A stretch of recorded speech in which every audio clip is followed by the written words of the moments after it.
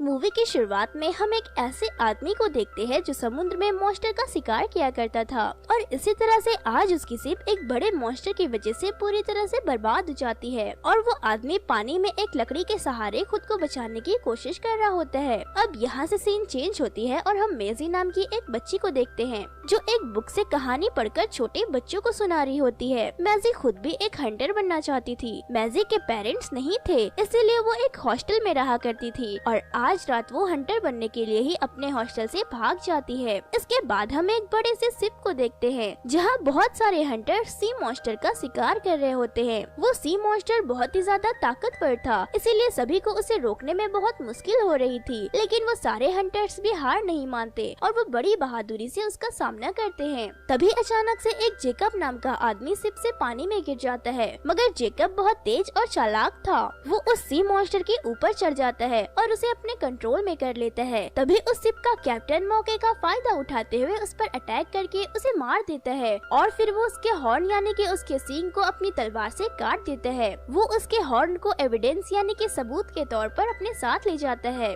वो उसके हॉर्न को अपने किंग को दिखाकर उनसे इनाम लेना चाहता था, इसीलिए अब वो लोग शहर की तरफ वापस आने लगते हैं। लेकिन उन लोगों को यहाँ वापस आना था एक बड़े से रेड मॉन्स्टर को मारने के लिए जो पहले वाले सी मॉन्स्टर से भी ज्यादा खतरनाक था। फिर हम शिप के कैप्टन को देखते हैं जो जेकब को अपनी एक बुक देता है और उसे बताता है कि इसमें उन सारे हंटर्स की कहानी है जिन्होंने किसी न किसी मॉन्स्टर को मारा है। फिर कैप्टन कहते हैं कि मैं भी रेड मॉन्स्टर को मारने के बाद अपनी कहानी इसमें जरूर लिखूंगा। इसके बाद ये किताब तुम्हारी हो जाएगी क्योंकि मेरे जाने के बाद तुम इस शिप के कैप्टन जो बन जाओगे। अब शहर पहुंचने पर क्वीन उन लोगों से बहुत नाराज होती है क्योंकि उन लोगों ने अभी तक सबसे ज्यादा पावरफुल रेड मॉन्स्टर को नहीं मारा था, जिस वजह से अब ये मिशन हंटर्स को छोड़कर वहाँ के आर्मी को दिया जा रहा था जिनके पास एक बहुत एडवांस शिप थी जो हर मुश्किल खतरे का भी बहुत आसानी से सामना कर सकती थी। लेकिन सारे हंटर्स ऐसा नहीं चाहते थे क्योंकि वो जानते थे कि आर्मी वालों के पास इस चीज का एक्सपीरियंस नहीं है, जिसपे कैप्टन क्वीन से कहता है कि वो ये काम नहीं कर पाएंगे और ऐसे सबकी जान खतरे में पड़ जाएगी। लेकिन क्वीन भी बड़ी जिद्दी थी और वो कैप्टन की एक नहीं सुनती। तभी जेकब क्वीन से एक डील करता है कि आप दोनों टीम को मिशन पर जाने दीजिए और अगर हम हंटर्स इस मिशन में हार गए तो हम कभी भी शिकार पर नहीं जाएंगे। वहीं क्वीन को भी ये डील पसंद आती है और फिर दोनों टीम अपनी अपनी शिप लेकर मिशन पर निकल जाते हैं। तभी हम हंटर्स के शिप में एक ड्रम के अंदर मैजी को देखते हैं जो अपने हॉस्टल से भागकर इनके शिप में आकर छुप गई थी। जेकब जब उसे देखता है तो काफी ज्यादा हैरान हो जाता है क्योंकि वो पहले भी मैजी से शहर में मिल चुका था जहाँ मैजी जेकब से शिप पे आने के लिए रिक्वेस्ट कर रही थी, मगर जेकब ने उसे बच्ची समझकर घर जाने को कहा था। लेकिन कैप्टन मेजी की हिम्मत और उसके कॉन्फिडेंस को देखकर उसे वहाँ शिप पे रहने की परमिशन दे देते हैं और उसे वहाँ पर उसके प्रोटेक्शन के लिए एक नाइफ दिया जाता है जिसे लेकर मेजी बहुत खुश होती है क्योंकि उसे लग रहा था कि अब वो एक हंटर बन गई है और एक बहुत अच्छी हंटर बनना उसका सबसे पहला ख्वाब था।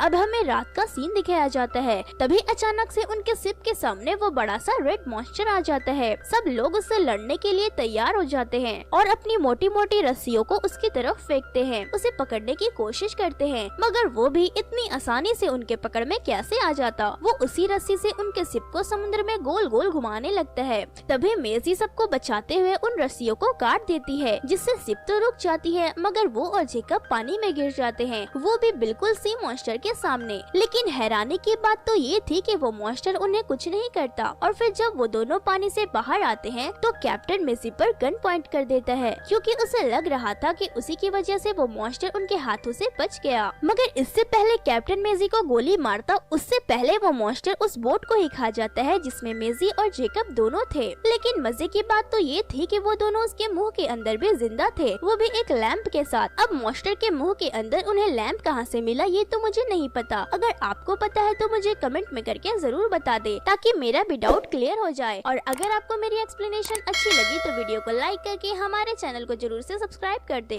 फिर जेकब और मेजी उसके मुंह से होते हुए उसके नाक के होल के पास आ जाते हैं ताकि वो ये पता लगा सके कि ये मॉन्स्टर आखिर कहाँ जा रहा है। उसकी नाक में खड़े होकर वो दोनों बाहर के नजारे का मजा ले रहे होते हैं और साथ में ये भी डिस्कस कर रहे होते हैं कि इसे कैसे मारा जाए। तभी अचानक से मॉन्स्टर को छींक आ जाती है जिस वजह से जेकब बाहर गिरकर लटक जाता है क्योंकि मेजी और जेकब एक ही रस्सी से बंधे हुए थे और मेजी अभी भी मॉन्स्टर की ही नाक में अटकी हुई थी। लेकिन लेकिन अब वो मॉन्स्टर उसे भी अपने नाक के बाहर करके अपने मुंह के एकदम सामने ले आता है, मगर वो उसे खाता नहीं है। वहाँ जेकब मैजी को खतरे में देखकर मॉन्स्टर पर अटैक करने लगता है। तभी मॉन्स्टर उसे पानी की हेल्प से खुद से दूर फेंक देता है, लेकिन वो नुकसान किसी को भी नहीं पहुंचाता। अब ये देखकर मैजी को लग रहा था कि शायद ये मॉन्स्टर बुरा नहीं है। अगर वो उन दोनों को खाना चाहता तो ये दोनों अभी तक जिंदा ना होते और वो इन दोनों को खाकर डाइजेस्ट कर चुका होता, लेकिन वो तो इन दोनों को एक सेफ आइलैंड पर छोड़ गया था। वहीं जेकब को ऐसा बिल्कुल नहीं लगता था कि ये मॉन्स्टर अच्छा है और खतरनाक बिल्कुल भी नहीं है। जेकब उस मॉन्स्टर को मैजी की मर्जी के बगैर मारना चाहता था,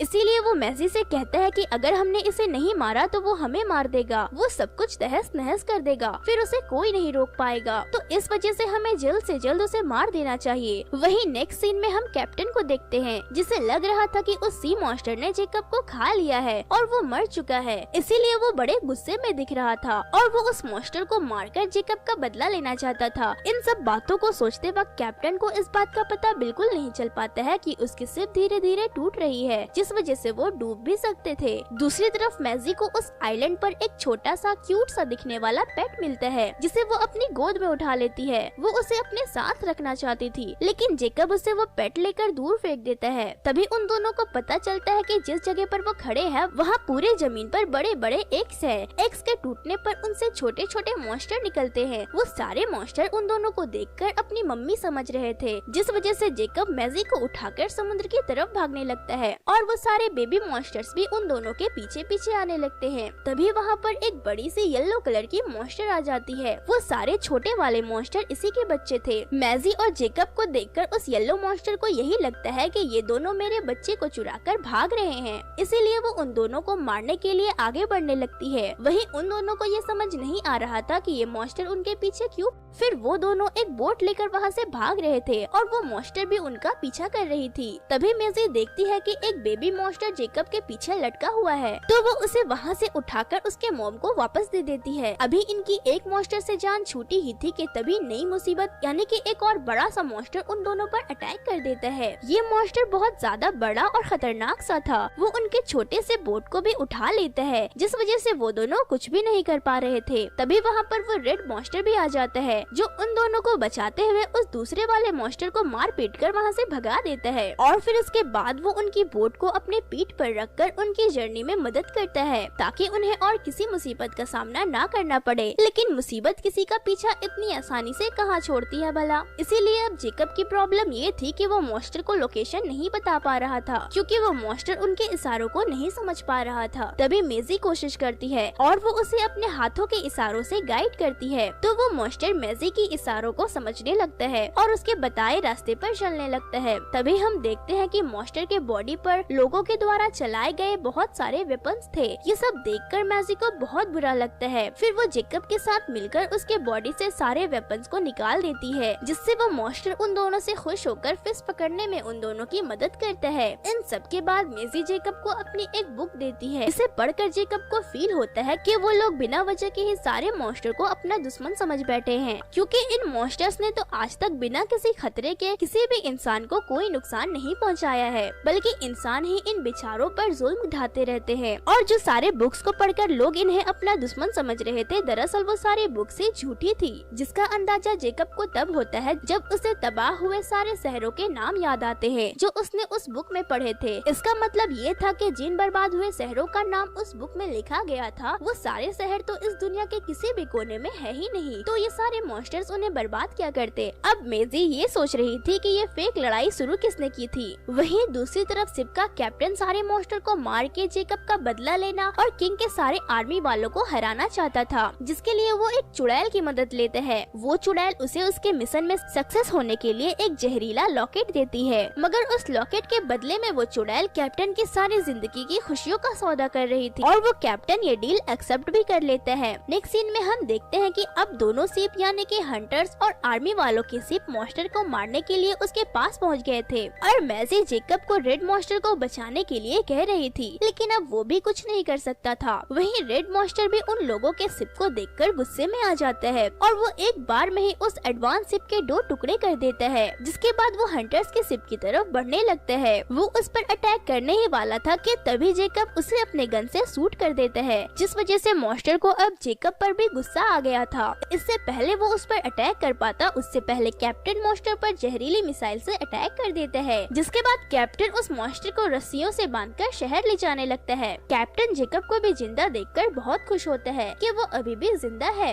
वहीं जेकब कैप्टन को बताता है कि मेरी और मेजी की जान उस मॉन्स्टर ने ही बचाई थी। जेकब कैप्टन को समझाने की कोशिश करता है कि वो रेड मॉन्स्टर एक अच्छा मॉन्स्टर है, लेकिन कैप्टन उसकी बात नहीं मानता है और वो उसे बुरा भला कहने लगता है। वो उसे मारने की भी बात करने लगता है। वहीं मौजूद मेजी को कैप्टन की बात सुनकर गुस्सा आ जाता है और वो कैप्टन को मारने के लिए जैसे ही आगे बढ़ती है वैसे ही जेकब उसे रोक लेता है। इन सब के बाद मेजी बहुत गुस्से में होती है और इसीलिए वो शिप पर ही रहने वाले एक और लड़की को ये सारी बातें बताती है कि मॉन्स्टर्स बुरे नहीं होते हैं, जिसपे वो लड़की कहती है कि मैं मॉन्स्टर्स के बारे में सब कुछ जानती हूँ। मेजी कहती है कि मुझे सिर्फ एक बात पता करनी है कि इस फेक जंग की शुरुआत आखिर किसने की थी। तभी मेजी को उस फेक बुक के ऊपर एक लोगो दिखाई देती है, जिसके बाद वो लोग शहर पहुँच जाते हैं। वहीं मेजी शहर में भी वही लोगो देखती है जो उसने बुक में देखा था, जिसके बाद अब मेजी को समझ आ गया था कि इस फेक जंग की शुरुआत इसी शहर से हुई है। फिर कैप्टन उस रेड मॉन्स्टर को किंग और क्वीन के पास ले जाता है और वो उन्हें बताते हैं कि वो ये डील जीत चुके हैं। कैप्टन उन्हें ये भी बताते हैं कि आपकी आर्मी इस मॉन्स्टर के सामने 1 मिनट भी नहीं टिक पाई। इस मॉन्स्टर ने तो आपके एडवांस शिप को भी एक ही झटके में बर्बाद कर दिया। यहाँ पर कैप्टन मॉन्स्टर के ऊपर चढ़कर सभी को अपनी बहादुरी की कहानियाँ सुना रहा था। तभी वहाँ पर जेकब आकर उसे रोकते हुए कहता है कि ये मॉन्स्टर बुरे नहीं है, जिस वजह से कैप्टन को जेकब पर गुस्सा आ जाता है और वो उसे पानी में धक्का दे देता है। वहीं दूसरी तरफ मेजी सी मॉन्स्टर को छुड़ाने के लिए छुपकर उसकी रस्सियों को काट रही थी।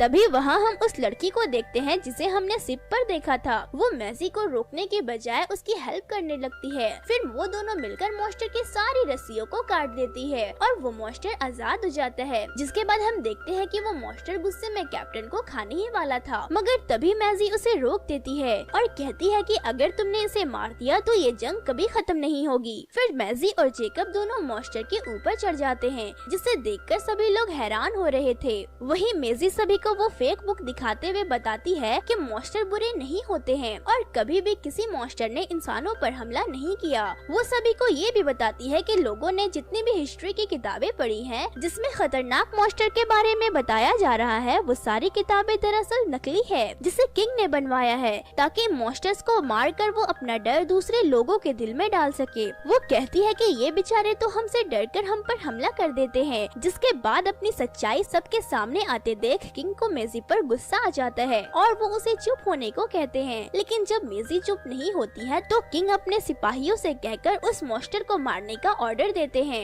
लेकिन यहाँ तो सब उल्टा ही हो जाता है। किंग के लोग मॉन्स्टर को मारने के बजाय उसे कुछ भी नहीं करते हैं, क्योंकि वो लोग ये बात अच्छे से जानते थे कि मेजी सच बोल रही है। जिसके बाद शहर के सभी लोगों को भी मेजी की बातों पर बिलीव होने लगता है। इसीलिए सभी लोग रेड मॉन्स्टर को बिना कोई नुकसान पहुंचाए उसे वहां से जाने देते हैं और अब इसी वजह से मॉन्स्टर और इंसानों के बीच की जंग खत्म हो जाती है। मूवी के एंड में हम देखते हैं कि मॉन्स्टर अब समुद्र में आजादी से रहने लगते हैं। तो वहीं दूसरी तरफ मेजी, जिसके कोई पेरेंट्स नहीं थे, इसीलिए अब वो जेकब के साथ रहने लगी थी और उसके साथ अब वो ब्लू पेट